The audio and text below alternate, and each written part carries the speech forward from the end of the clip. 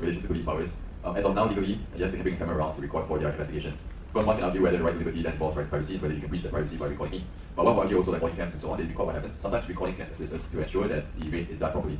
But the problem here that appears is when the video is then spread around, where the evidence that's gathered from the investigation is then shared with others. So recently there's been an amendment in the Penal Code. If you give out identifying information with the purpose to cause harassment, distress, or alarm to a person, that can be an offence. So the sections are there. The sections can be used to prosecute people who are giving out this identifying information.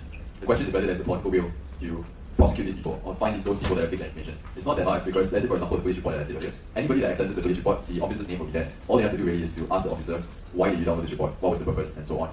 So we can also look at the Communication Multimedia Act, Section 233. For example, it might fall under that also if we share information like somebody's private videos online.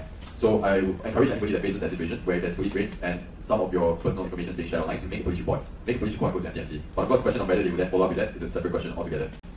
So I believe there's also a separate question on the sauna and suppression bottles and so on. So one thing to note during the remand application, a few of them were adaptedly remanded under this particular section, which is relation to bottles and prostitution.